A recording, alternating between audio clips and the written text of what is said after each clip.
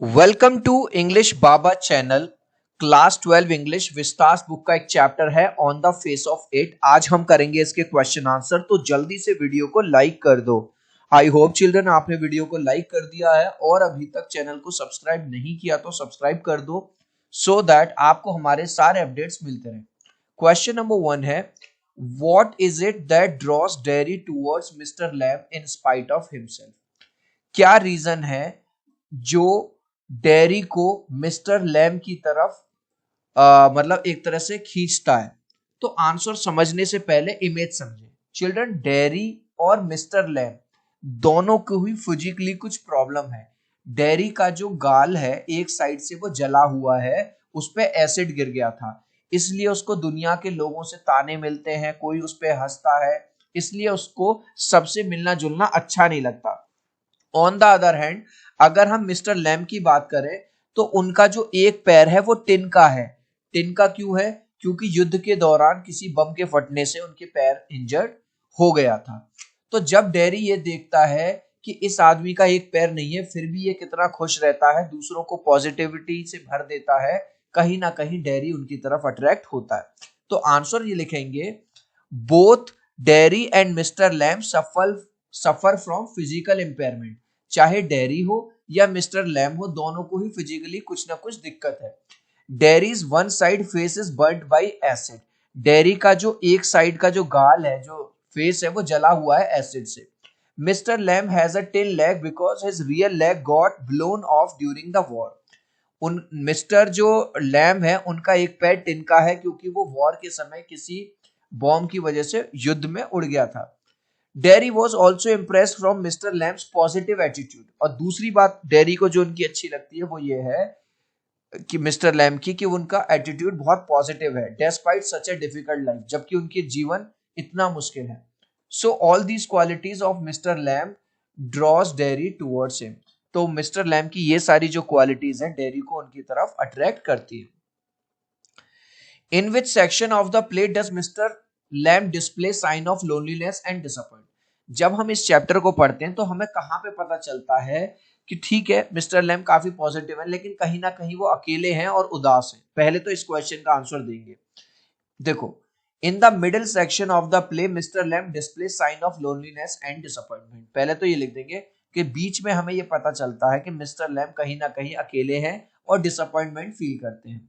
अब इसमें एक और क्वेश्चन है, what are the ways in which Mister Lamb tries to overcome these feeling? कौन कौन से तरीके हैं जो वो इन फीलिंग से उभरने के लिए यूज करते हैं? नंबर 1, वो गार्डन रखते हैं।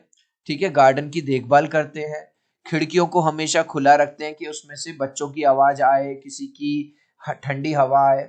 उनका जो प्राइवेट गार्डन है पर्सनल, उसका गेट वो हमेशा खुला रखते हैं, मतलब किसी को लिए वो बंद नहीं है, कोई भी उसमें बच्चे आ सकते हैं, खेल सकते हैं। उनके गार्डन में जो फ्रूट्स वाले पेड़ लगे हुए हैं उन फ्रूट्स से वो जेली बनाते हैं और बच्चों को देते हैं फ्री में। और जो बी हाइव लगा हुआ है, मधुमक्खियों का छत्ता, उसका भी वो ध्यान रखते हैं। तो इन ये सारी चीजें करके वो अपने आप को बिजी रखते हैं और अपनी लोनलीनेस को, अकेलेपन को दूर करते हैं। तो आंसर देखेंगे, ही डज फॉलोइंग थिंग्स। क्या क्या करते हैं? Number 1, he keeps open his window all the time to enjoy wind. देखा था अभी हमने, वो अपनी खिड़कियों को खुला रखते हैं ताकि हवा लगती रहे। Number 2, he takes care of his garden to spend time. और अपने गार्डन का वो खुद से ध्यान रखते हैं और अपना टाइम व्यतीत करते हैं। Number 3, he makes jelly for children. छोटे बच्चे जो खेलने आते हैं उनके लिए उन फ्रूट्स की वो जेली बनाते हैं और बच्चों को फ्री में देते हैं। Number 4, he keeps the gate open for everyone. अभी हमने देखा था वो गार्डन उनका प्राइवेट था, चाहते तो गेट बंद कर सकते थे लेकिन गेट को हमेशा खुला रखते हैं कि कोई भी आए कोई भी जाए। और he even loves to spend time with his beehive. Beehive मतलब मधुमक्खी के छत्ते के साथ भी उन्हें टाइम बिताना बहुत अच्छा लगता है। गाइस, वीडियो अच्छा लग रहा है तो यार एक लाइक कर देना। आपके एक लाइक और सब्सक्राइब से बहुत मोटिवेशन मिलता है। 3 तक काउंट करूंगा चिल्ड्रन, प्लीज वीडियो को लाइक कर दो। 1 2 3। आई होप चिल्ड्रन आपने वीडियो को लाइक कर दिया है, चैनल को सब्सक्राइब कर दिया है। Thank you guys. Next question हम देखेंगे। अब इस क्वेश्चन को पहले ध्यान से पढ़ लेना, समझ लेना। The actual pain or inconvenience caused by physical impairment is often much less than the sense of alienation felt by the person with disabilities। देखो, यहां पे ये क्वेश्चन ये कह रहा है कि किसी भी चोट का उतना दर्द नहीं होता। जैसे इनका पैर नहीं था, उसका एक फेस का एक साइड जली हुई थी, जितना के दर्द लोगों के व्यवहार से होता है, क्योंकि लोग ऐसे लोगों के खिलाफ ऐसे लोगों की तरफ एक अलग सा व्यवहार करते हैं।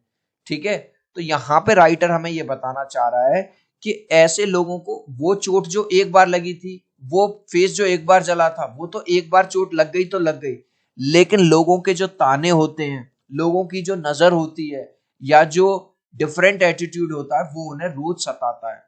और इस क्वेश्चन में एक चीज और पूछी गई है, वो ये कि what is the kind of behaviour the person aspects from other.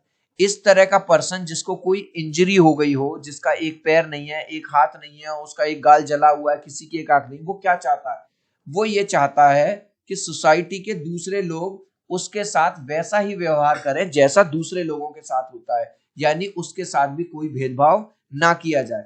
तो आंसर में बस आपको ये वाली बात लिख देनी है। क्या लिखना है? यहां से लेके यहां तक लिखना है बस। The person with disability expect the same normal behaviour from others. वो चाहता है कि मेरे साथ भी नॉर्मल बिहेवियर किया जाए। The way they behave with a normal person. जिस तरह से लोग एक नॉर्मल पर्सन के साथ बिहेव करते हैं, ऐसे ही मेरे साथ करें। The person with disability does not want to be identified by his disability. जिस पर्सन को कोई दिक्कत है, पैर में, आंख में, नाक में, वो ये नहीं चाहता कि लोग मुझे लंगड़ा कहें, लूला कहें। He also wants to spend a normal life among normal people. वो नॉर्मल लोगों के साथ एक नॉर्मल लाइफ बिताना चाहता है। नेक्स्ट क्वेश्चन लिखेंगे। क्वेश्चन देखिए, will Derry get back to his old seclusion or will Mr. Lamb's brief association effect a change in the kind of life he will lead in the future? इसको image से समझो। Question आपको ये कह रहा है, ये जो डेरी है, इसका एटीट्यूड ये था, किसी भी इंसान से मिलता नहीं था, सोसाइटी में घुलता मिलता नहीं था, खेलता कूदता नहीं था। क्यों? क्योंकि इसको डर लगता था कि लोग मुझे ताने मारेंगे, मेरे ऊपर हंसेंगे मेरे चेहरे को देखकर। तो क्वेश्चन ये पूछ रहा है, क्या ये दोबारा से वैसा ही बन जाएगा जैसा ये था, या मिस्टर लैम की जो बातें हैं, मिस्टर लैम ने इसको सिखाया था कि जीवन से हमें डरना नहीं है, हमें उसको फेस करना है। ठीक है, हमें लोगों के साथ घुलना है, मिलना है, और अगर कोई हमें नेगेटिव बात बोलता है तो हमें उस पर ध्यान नहीं देना है। तो हमारा आंसर ये होगा कि नहीं, अब ये अपनी पुरानी लाइफ नहीं जिएगा, मतलब जिसमें ये डरता था, लोगों से मिलता जुलता नहीं था, खेलता कूदता नहीं था। अब ये लोगों के साथ मिलेगा जुलेगा, क्योंकि भले से मिस्टर लैम के साथ जो इसकी मीटिंग थी भले से छोटी हो, लेकिन उसका जो प्रभाव है, जो इन्फ्लुएंस है, वो लाइफ टाइम रहेगा अब इस पे। तो आंसर में क्या लिख देंगे आप? आंसर में लिख देंगे no, Derry will not get back to his old seclusion. अब वो पुराने सिस्टम पे नहीं जाएगा। Though his association with mister Lamb was for a very short period. हालांकि वो एक छोटी सी मीटिंग थी, छोटे से समय के लिए, yet it was enough, ENOUG, enough to make a big change in boy. यानी कि डेरी में उसने एक बड़ा चेंज ला दिया था। His perception, towards, TOWARDS, will life change from negative to positive. बस यहां तक करेंगे। उसका जो परसेप्शन है लाइफ का, जो पहले नेगेटिव था, वो अब पॉजिटिव हो जाएगा। इस लास्ट क्वेश्चन का आंसर आप हमें देंगे कमेंट सेक्शन में। देखूंगा कितने बच्चे राइट आंसर देंगे।